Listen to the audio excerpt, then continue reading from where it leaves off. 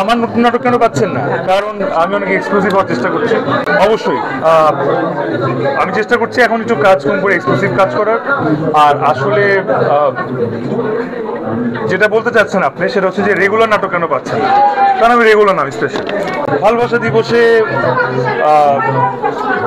ভালোবাসা দিবসে কি করবো সেই প্ল্যান, না ভালোবাসা দিবসে কি আসবে সেই প্ল্যান, দুইটাই। ভালোবাসা দিবসে ভালোবাসবো, আর ভালোবাসা দিবসে আমার ভালোবাসার নাটক আসবে, সেটা আশা করি সবাই দেখবে। খুবই ফালতু কথা। আমি বুঝতে পেরেছি কথাটা কেন বলবো হচ্ছে একটা রিলসে ঋষভ ভাই আর আমি একসঙ্গে পাশাপাশি দাঁড়িয়েছিলাম, তো সেটার পরে সামহাও একটা কথা উঠে এরকম যে আমরা একসাথে কোথাও আছি কিনা, অনেকে সেটা দাগি পর্যন্ত নিয়ে গেছে। সো না, আমি এখনই বললাম বিয়ের আগের ভালোবাসা দিবস আসলে বেশি উদযাপন করা হতো, কারণ তখন আসলে ভ্যালেন্টাইন ডে মিস করা যাবে না। আর এখন বিয়ের পরে এভরিডে ইজ ভ্যালেন্টাইন। হ্যাঁ, মানে বরাবরই ভালোবাসা দিবসে সব পাগলামি আমার এক্স গার্লফ্রেন্ড, যে এখন আমার স্ত্রী, ওর কাছ থেকে পেয়ে আসছি।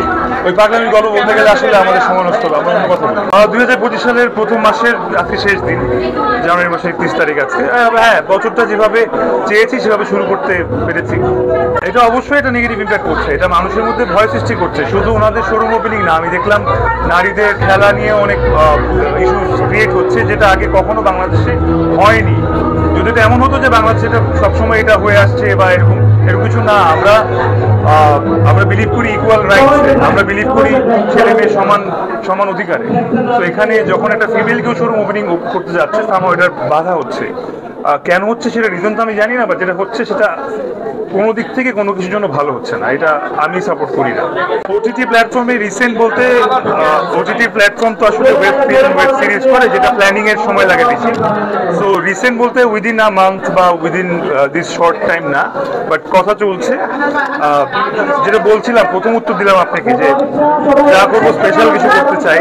সো স্পেশাল কিছু করতে সময় লাগবে, একটু সময় দিতে হবে, বাট করবো, ভেরি সুন করবো। আমি বললাম তো, আমি ধানমন্ডি থেকে গুলশান আসার রাস্তা প্ল্যানিং মতো করতে পারি না। আমি তো চাই কালকেই বড় পর্দায় চলে আসতে, তাই না? সবকিছুর একটা সময়, সঠিক সময় আছে, সঠিক সময় চলে আসবো ইনশাল্লাহ। আপনাদের দোয়া থাকলেই হবে।